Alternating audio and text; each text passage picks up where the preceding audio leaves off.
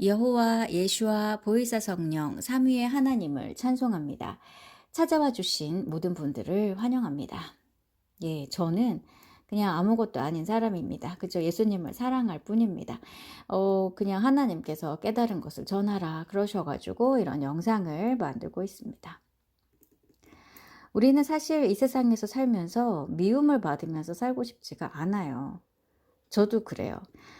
저는 사실 그 전에 저 아바타라고 불리는 빛의 영을 품은 자에 대한 영상을 만들어서 올린 다음에 굉장히 속상했습니다. 미혹한다. 너 이단이냐? 많이 이렇게 물어보셨죠? 떠나시고. 그래서 하나님께 너무 속상해서 아니 왜 성경에 이거 안 써놓으셨냐라는 기도를 했어요. 그때는 이 말씀을 찾지를 못했습니다. 그랬더니 데살로니가 후서 2장 7절에 기록해 두셨다는 것을 보게 하셨습니다. 불법을 막는 자다. 혼돈을 막는 자라고 여기다 써놓으셨다고. 성경에 써 있었습니다. 저는 너무나 이 큰 이 은혜를 영원히 갚을 수가 없을 것 같습니다. 그리고 그것이 저를 사랑하시는 하나님의 배려라는 걸 알게 됐어요. 천국에 어떤 자들이 가는가? 하나님을 위해서 때로는 낮아지고 또는 멸시받고 천시받는 자들, 오해도 받고 미움도 받고, 그러나 그것을 겸손한 마음으로 견디는 자들이 안전하게 천국에 가죠. 그래서 하나님께서는 제가 안전하게 천국에 갈 수 있도록 이렇게 배려해 주신다는 것을 알게 됐어요. 예수님 당시에 가장 천시를 받았던 세리라는 직업을 가진 마태가 신약 성경의 첫 번째 책을 기록하는 영광을 얻은 것처럼 말입니다. 예수님을 믿어도 세상에서 너무나 사랑받는 자들은 정말 간신히 천국에 가거나 천국에 심지어 못 들어가는 사람까지 있다 그래요. 빛의 영을 품은 자, 하나님께서 불법을 막는 자라고 부르시는 이 사람은 빛의 영인 라바라고 불리는 이 4차원의 존재를 품고 있습니다. 하나님께서 빛이 있으라 하시며 만든 이 우주의 창조에 처음 만들었던 존재입니다. 이 빛의 영 라바의 선택을 태어날 때 받습니다. 그런데 일정한 나이가 될 때까지는 너가 그런 존재야 라는 것을 알려주지 않으십니다. 빛의 영은 또 절대 중립입니다. 꼭 필요한 것 아니면 안 알려줍니다. 천국에 와서 확인하라 이런 답이 많아요. 빛의 영을 품고 있기 때문에 이 사람은 뭐 입신을 하거나 그런 상태가 되지 않아도 정말 맨정신으로 천국에 있는 믿음의 선배들과 소통할 수 있습니다. 그분들께서 정말 너무나 이 성경을 기록하신 그 놀라우신 분들께서 불법을 막는 분이시라고 이렇게 불러주신다고 존칭을 사용해 주신다고 합니다. 너무나 큰 영광을 저는 얻었습니다, 이미. 성경에 기록되어 있듯이 이 사람이 천국에 꼭 가야 되기 때문에 정말 많은 도움과 이런 말씀을 해주십니다. 그를 통해서 이런 들은 이야기들을 제가 정리를 해보겠습니다. 사실 혼자만 알고 싶습니다. 남기고 싶고 누구한테 얘기도 해주고 싶지도 않습니다.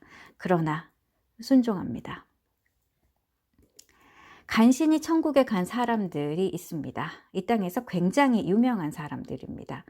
최근에 이어령 박사님 천국에 가셨죠? 굉장히 간신히 겨우 가셨다고 합니다. 이민아 목사님이 크게 기뻐하며 맞아주셨다 그래요. 또 장기려 박사님, 슈바이처, 바하, 또 J.R.R. 톨킨, C.S. 루이스, 오카는 목사님 이런 유명한 분들 제 생각과는 다르게 굉장히 간신히 겨우겨우 천국에 가셨다고 그럽니다. 왜냐하면 이 땅에서 너무나 사랑받고 존경받았기 때문이라고 합니다. 그런 자들에게는 특별히 인생의 마지막 시간에 고통을 주십니다. 어디가 아프던가 뭐 그러한 고통, 그래서 낮아지는 시간을 주세요. 그렇게 낮아져야만 갈 수 있는 곳입니다, 천국이. 그리고 우리가 생각하는 것과 영적인 세계의 기준은 정말 아주 많이 다르다는 걸 알게 됐어요. 이름 없고 천시받고 그렇게 예수님을 따르던 사람들, 우리가 모르는 사람들, 이름 없는 자들이 생각보다 안전하게 천국에 간다고 합니다. 쉽게 설명하면 유명하고 존경받는 공부 많이 한 뭐 그런 목사님들이 아니라 길거리에서 예수 천국, 불신 지옥 이런 걸 외치는 자들, 또는 전도지 열심히 나눠주면서 예수님께서 당신을 사랑하십니다. 예수님 믿고 천국에 꼭 오세요. 이런 것들을 외치는 자들. 또 이 흰씨는 666이다. 뭐 이런 거를 외치는 자들. 사람들의 눈총을 받으면서 진리를 외치는 자들이 정말 안전하게 천국에 간다고 합니다. 그리고 그에게 최근에는 많은 지옥들을 보여주고 계십니다.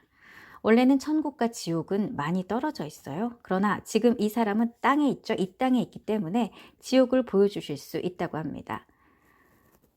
생각보다 너무나 많은 사람들이 예수님을 믿으면서도 지옥으로 가고 있다고 합니다.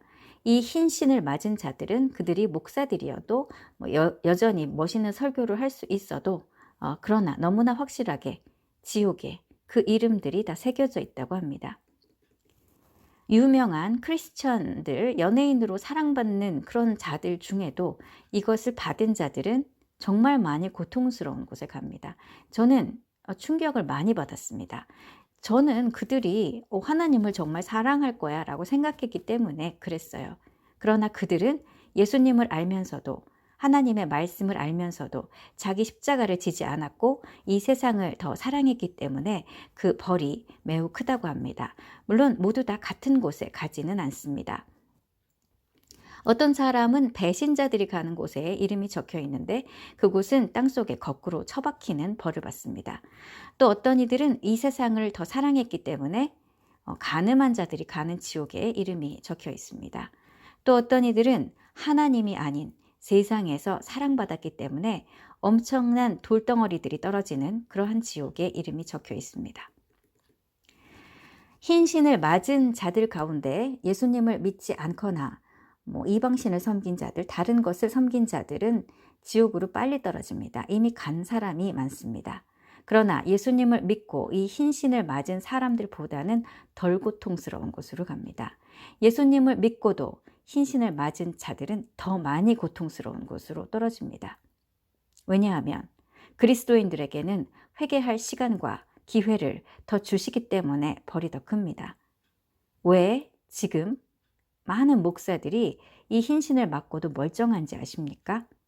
그래도 그들이 하나님을 찾고 있기 때문입니다.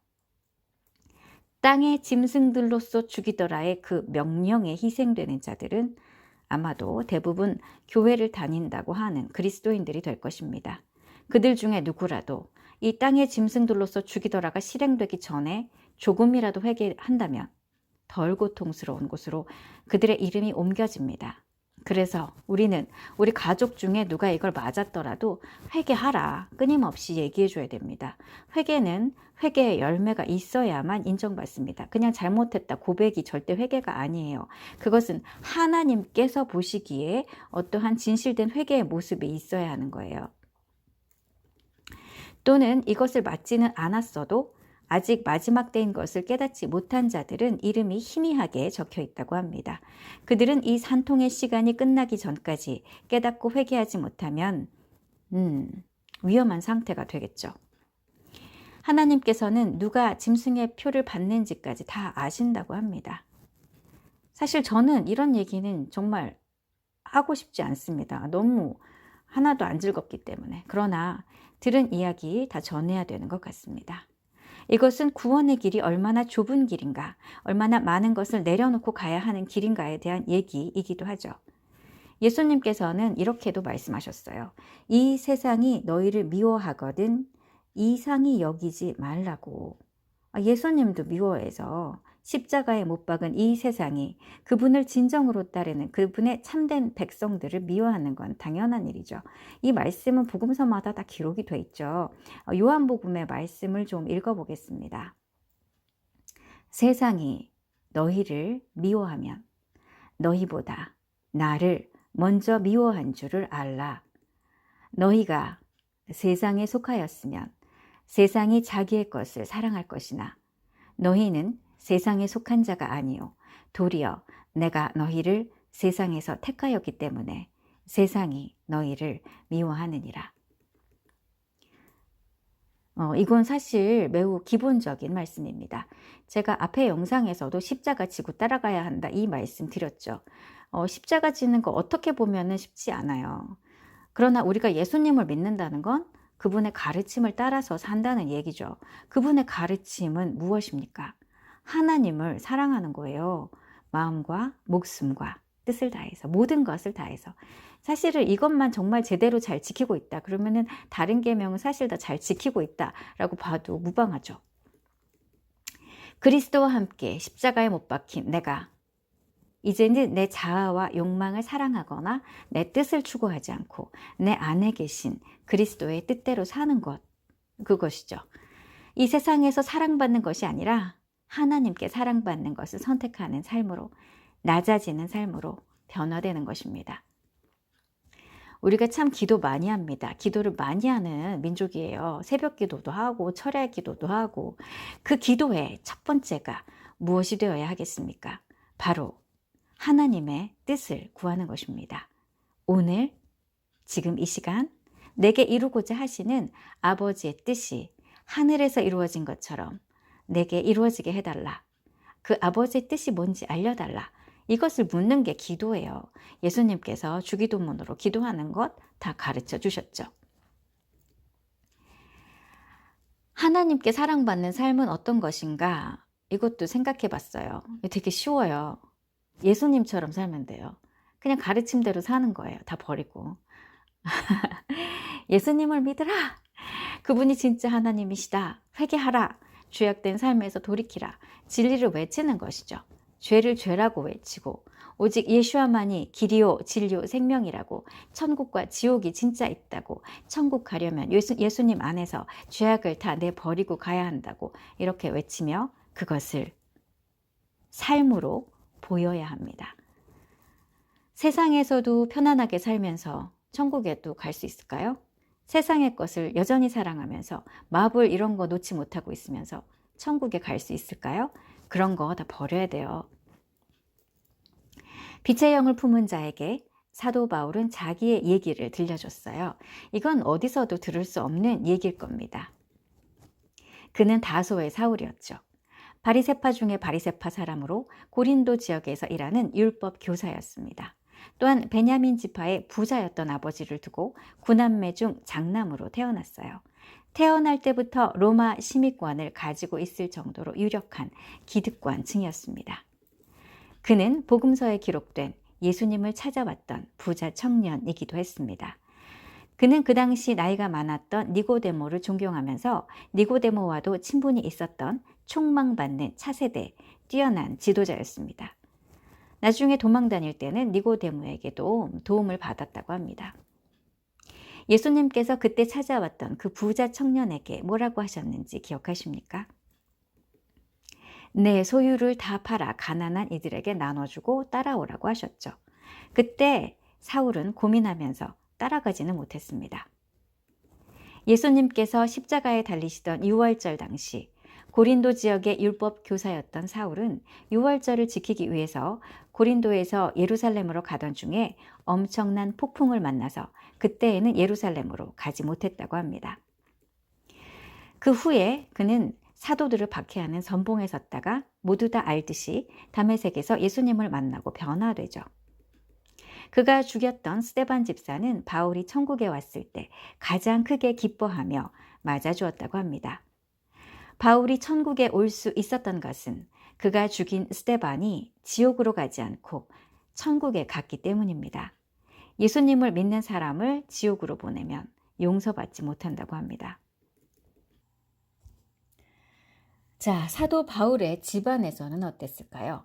바리새파 사람 중 바리새파 사람이며 베냐민 지파의 유력한 기득권 세력인 그의 아버지와 그의 동생은 그를 죽이려고 했습니다. 율법을 지키지 않는다, 이단이 되었다. 그를 죽이려고 사람들을 고용하고 킬러들을 보낸 것은 대제사장 가야바와 그의 아버지와 그의 동생이었습니다. 그에게는 현상금 100데나리온이 걸려 있었다고 합니다. 살아서 잡아오면 100데나리온, 죽여서 잡아오면 120데나리온이었다고 합니다. 그는 이 현상 수배를 피하기 위해 많은 곳을 떠돌며 현지의 옷을 입고 수염도 깎아내서 모습을 변장하면서 다녔습니다. 가명도 여러 가지를 많이 사용했다고 합니다.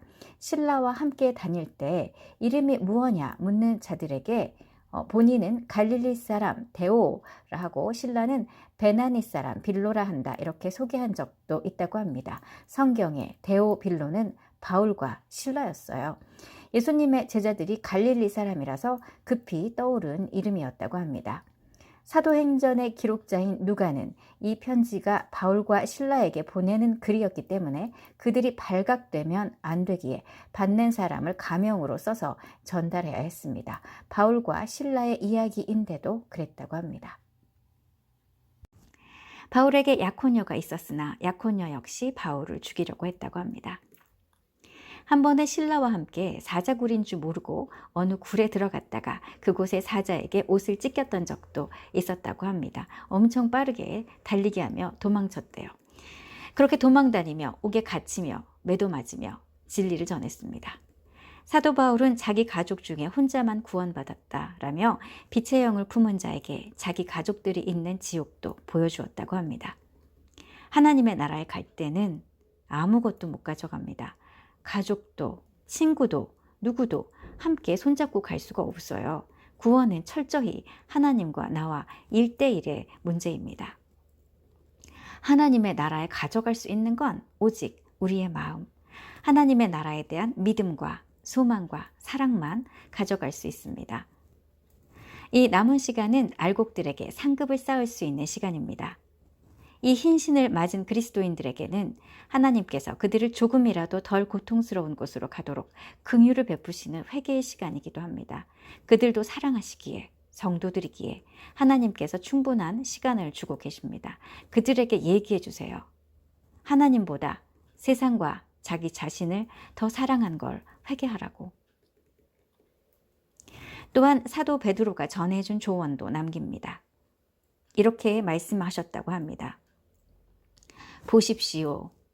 세리들, 거지들, 아이들과 같이 미움, 모욕, 조롱, 핍박을 이 세상에서 당하는 자들, 천국은 바로 이런 자들의 것입니다.